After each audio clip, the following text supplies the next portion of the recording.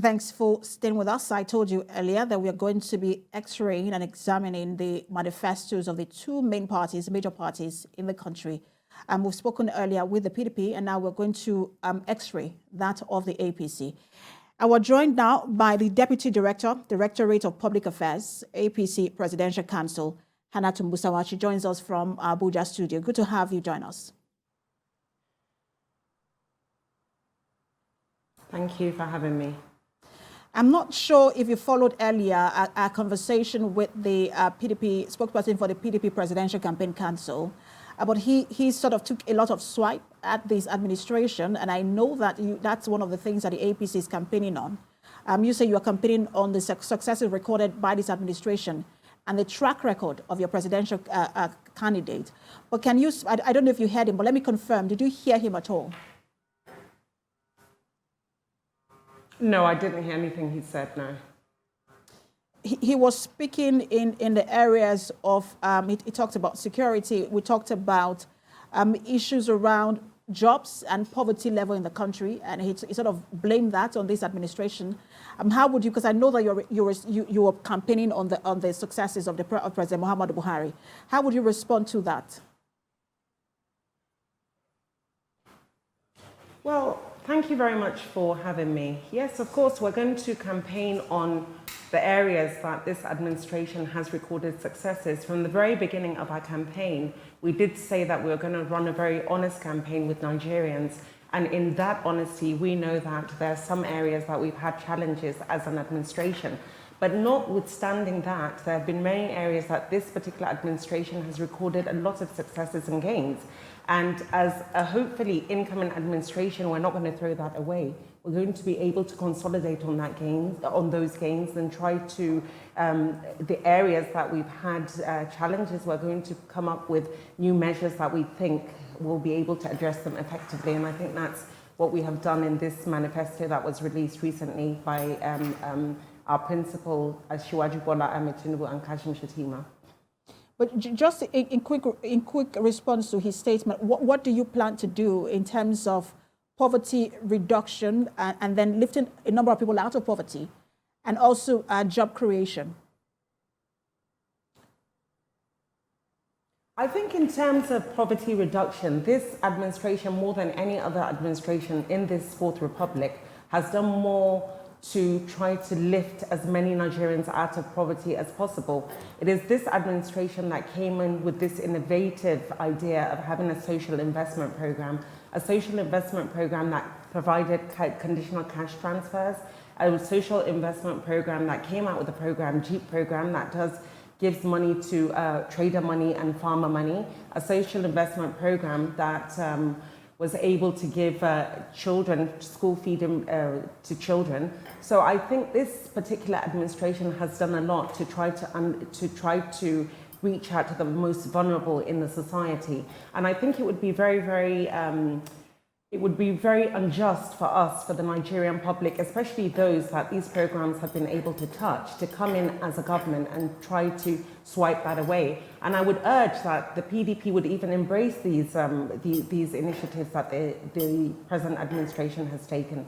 Because in the 16 years that the PDP was in power, not once did they come up with any program that was catered to try to lift as many Nigerians out of poverty as possible. Now you've had an administration that has come in and brought in a very innovative idea whereby we were able to touch some of the poorest of the poor in the society. Granted, we have not been able to lift as many Nigerians out of poverty as necessary, but we have been able to touch very poor people that in the past have been completely ignored by the government. And I think that the PDP government should embrace that, and should some miracle happen and the PDP was to emerge, I would urge that they would be able to cater to those programs. Government is a continuum. I find it very irresponsible for any campaign to come out and speak about trying to swipe aside any programs that have recorded gains for the Nigerian people. So yes, as an administration coming in and taken over government, which is supposed to be a continuum, we certainly are going to continue, not only continue with the social investment program that has already been put in place, but we're going to even build on that and bring new programs to try to lift more Nigerians out of poverty and to try to introduce even more programs that will be able to touch other areas that Nigerians are very vulnerable. You mentioned earlier that this administration has just more than any other administration has tried to deal with issues around poverty. But some people will say, look, it is under this administration that Nigeria became the poverty capital of the world. And that issues around social investment really has to do with poverty alleviation and not necessarily empowerment. And so how would you respond to that? And then what exactly would this, I know that you have released your manifesto and these issues have been addressed in them. So what exactly is the, if Tinubu Shettima were to win the election next year, how would they actually address the issues of lifting people out of poverty?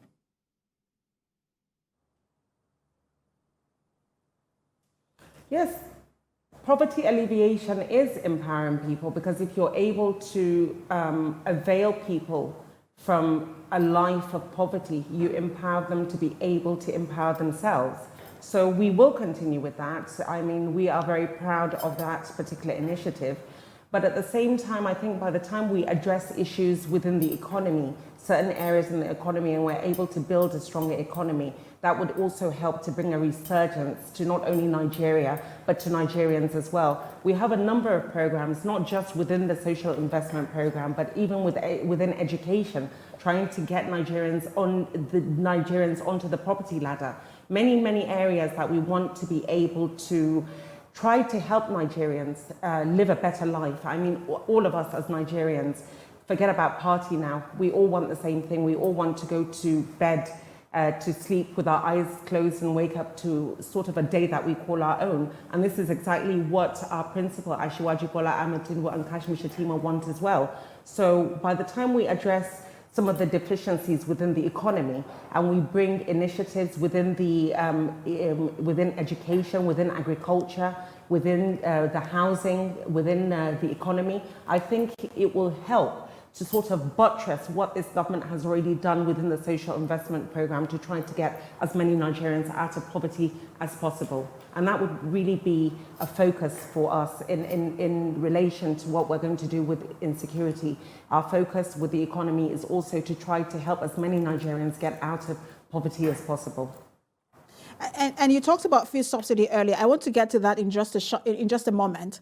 But there are people who have gone through the 80-page manifesto, and some people say, look, the Tinubu Shettima campaign should be commended because of how detailed it is. But there are those who share a very different view and say, look, it doesn't have a lot of depth on some issues. Some say issues around the oil theft doesn't have a lot of depth. Issues around corruption doesn't have a lot of depth. And they say, look, you are trying to solve problems in 4 years that in more than 16, 20 years of this nation's history has not been resolved. And how do you plan to do that? So I want to ask you to respond to those kind of comments. Well, you know, this is a document. It's a summary of what we plan to do. Obviously, if Tinubu, Asiwaju Bola Ahmed Tinubu and Kashmir Shettima were to express every single step of what we're going to do within this action plan that we have, it would be thousands of pages. In effect, this is a summary of what we hope to do. What this is, what we have presented in the last week as our action plan, that will be in addition to the manifesto that the party already has. It is a dialogue that we want to have with Nigerians. It is a sort of social contract that Asiwaju Bola Ahmed Tinubu administration will have with the Nigerian public, where we will address, where we have effectively, I think, in summary form, addressed the issues of social justice. We've addressed issues of commitment to rule of law. We've addressed issues of proportionate representation, proportionate development, and effectively, that is what this document is. It's a summary of all the things that we wish to do. It doesn't mean that we have completely expressed everything step by step of what we hope to be able to use as a framework to to guide us in being able to bring Nigerians, to develop Nigerians into a better plane that it is.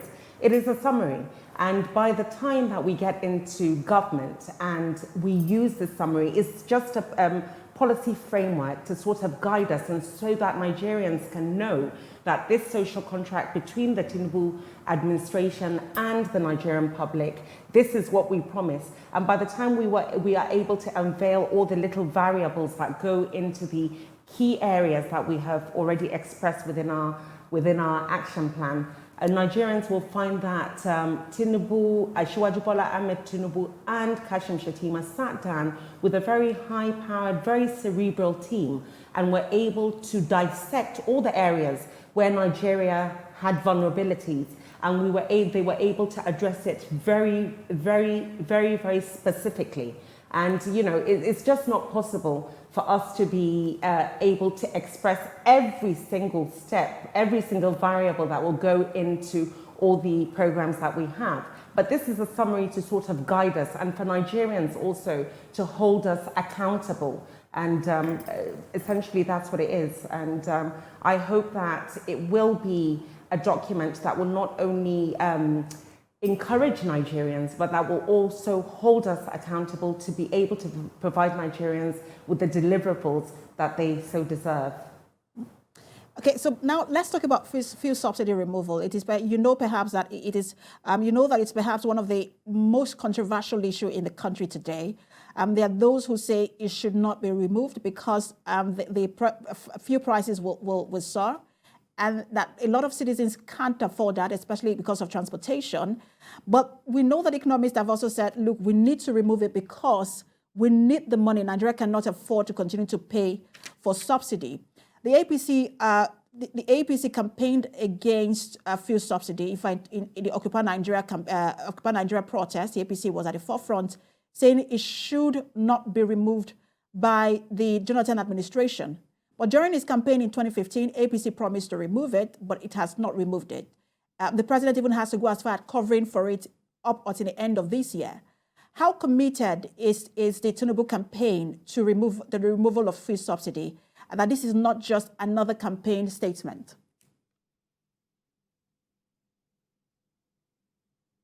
No, I think it has said in the action plan that it will be eased out. Subsidy will be eased out, but in the same frame, we'll come up with parameters that will be able to cushion the effect for the Nigerian public. I think it is important, and we've made it quite clear that it is important that subsidy at some point has to be removed. But what we have been able to save as a result of the removal of subsidy will be put into programs that will be able to cushion the effect for the Nigerian public. What is important for this campaign is to come up with a program that will make Nigeria healthy. But in trying to make Nigeria healthy, we don't also want to make Nigerians suffer. So in one hand, as we come up with very stringent programs that will be to the benefit of the Nigerian economy, we'll also come up with certain initiatives and incentives that will be able to cushion the effect, the dire effect that Nigerians may feel as a result of the removal of that subsidy. And these are all things that will become clearer as hopefully, when we come into government in 2023. When you say eased out, what exactly does that mean? How do you plan to ease our subsidy?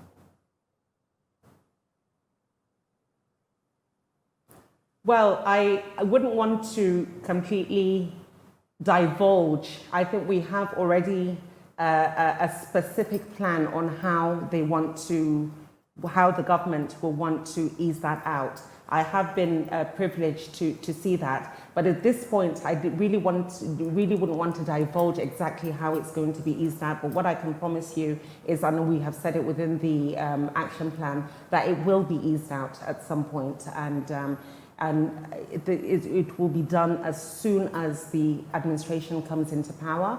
And it will be done in a way, as I said, will be cushioned the effects the dire effects of it will make sure it will cushion that for the Nigerian public. So if I get that correctly, I know you are trying not to give so much detail about how it will be done, but if I get that correctly, like you're saying, look, it is not going to be drastic. It is going to be done in phases, and then they are going to be. We'll have if Tinubu Shatima wins the election, there will be some sort of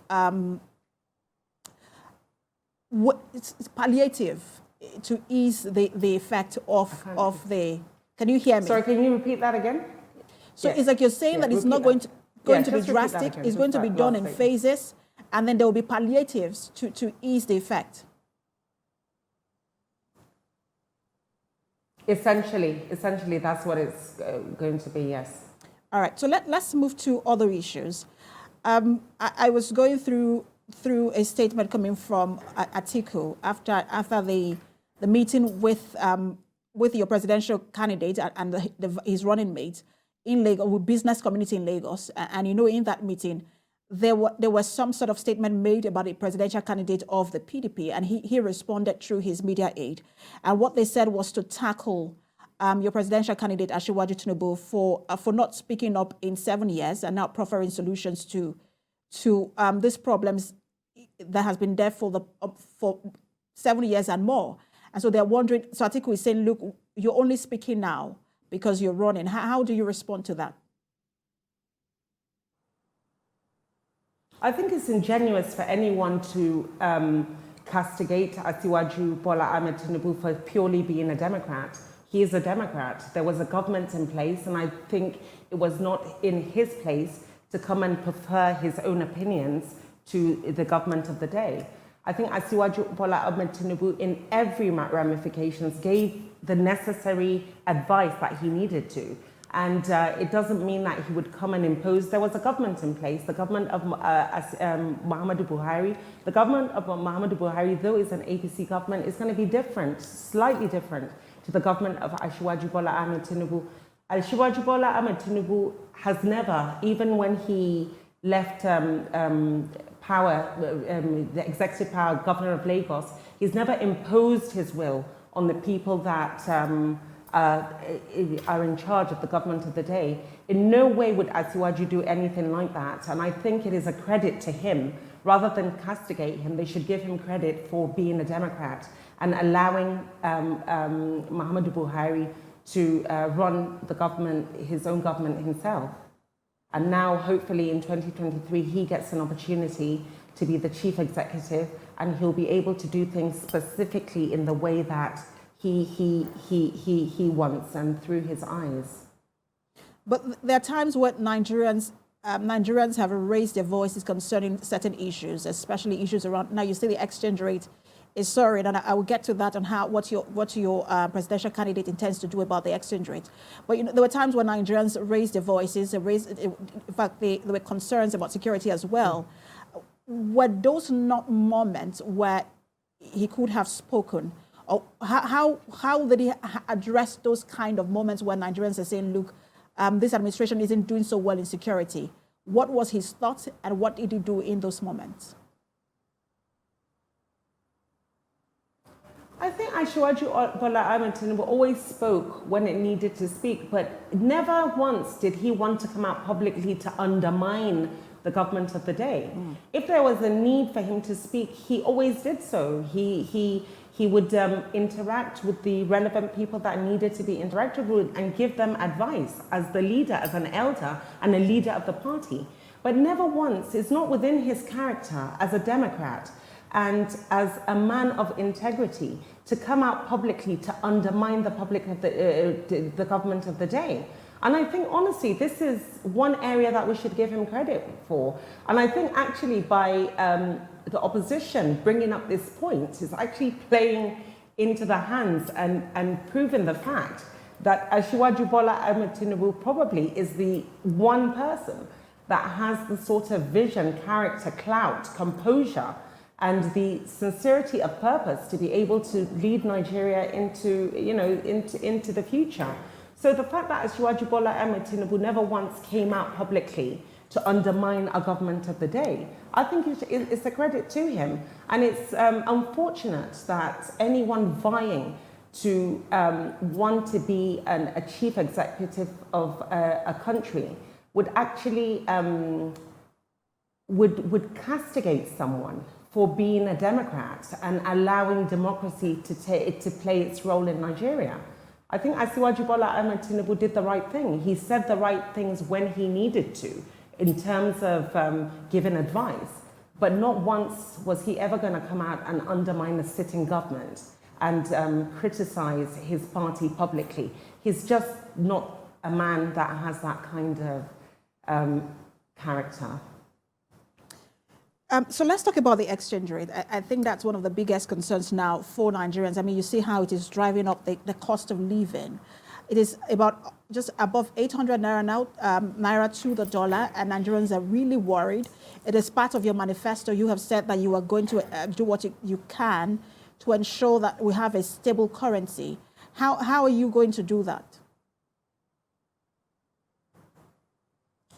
I think with the exchange rate, the government is going to sit down with the CBN and the financial agencies and see the best way that we can sort of control the exchange rate. It is a great concern to us, and again, I wouldn't want to express the detailed plans that the Asiwaju Bola Ahmed Tinubu and Kashim Shettima administration have in that respect, especially since the Labour Party is yet to come out with their own manifesto, and we wouldn't want a situation where anybody would copy and paste our own manifesto to cater to theirs, you know. So, like I said, the government is going to sit down with the CBN and the relevant financial agencies to see the best way that we can control this soaring exchange rate. It is great, is of great importance to the government because we know that everything is sort of determined by that. So I think from day one, the policies, the fiscal policies and otherwise that the administration already has in plan will be put into effect as soon as the administration comes into power, hopefully in 2023. And as you mentioned, the Labour Party candidate, or the Labour Party itself, it sort of reminded me of your campaign, which is starting this month, I think in Jos. But I remember the 21st of November, I think that is, it is a Monday, you'll be going to, what I think is Anambra or Imo, but November and January, you're going to be in Imo and Anambra. And those dates have been put on Mondays, and people are wondering why. First of all, let me ask you, how sure are you of people turning up for your candidate, especially because there is a presidential candidate from that region as well? First of all, the timetable that has been circulated is not a definitive timetable, so it's still a work in progress. But even if we are going to go to Anambra and Imo on Monday, you know, we, with respect to the people there, we venture to go there because we are that confident of the fact that people are going to turn out, that even if we do decide to go there on Monday, I think the sit-out date for IPOB, you know, sit-at-home day for IPOB, we are that sure that in those two states, we are going to have a large turnout. And if it does turn out that we do end up going to Anambra and Imo on Monday, I think it would show Nigeria, you know, all these suppositions that APC is not strong in the southeast. That will dispel all those suppositions and those estimations. I believe that every state we go, we're going to have a high turnout because I believe that certainly APC is the party to beat. But if we do go to Anambra and Imo on Mondays and we have the kind of high turnout that we believe we're going to have, it will prove to Nigerians that APC is well on its course to victory. So if that does happen, hopefully I will be able to come back on the show or speak with you remotely from the venue and so that you can see how vibrant the support base of APC is, even in the states that we are told we're not front runners, so to speak. And it's not just APC. Whether you go on a Monday, or on a Tuesday, or on a Wednesday, there is this, you've heard, and I'm sure you've heard them, the concerns from that region about the body language of this administration towards that region because of statements that were made earlier on. How popular is Asiwaju Tinubu in the Southeast? I think Asiwaju Bola Ahmed Tinubu, out of all the candidates running, is the most popular candidate across board. I think Asiwaju Bola Ahmed Tinubu in Lagos, there's a high percentage of people from the south, or people originally from the Southeast Igbo indigents in Lagos, and Asiwaju Bola Ahmed Tinubu has never discriminated against anyone in his administration. He had Hausa people, he had Igbo people. So Asiwaju Bola Ahmed Tinubu, more than any other candidate, is one that resonates across board, across the whole country. The body language, I'm not sure what you mean about the body language. The body language, as far as we're concerned, from the interactions that we've had, is quite good. I think Asiwaju Bola Ahmed Tinubu is going to score very high in the Southeast. I would be surprised that if in some states Asiwaju Bola Ahmed Tinubu doesn't even score the majority of the votes. But the Southeast is a little bit more peculiar maybe than some of the other regions, because you have a Southeast, you have a couple of Southeast presidential candidates, and then you have a PDP whose base, or rather popularity base, was the Southeast. So I think with the emergence of Peter Obi and the fact that he's gone ahead to cannibalize the votes of PDP in the Southeast region, and the support that Asiwaju Bola Ahmed Tinubu is still going to enjoy from people in that, from the people in that region, right. I think we're on a good footing in the Southeast.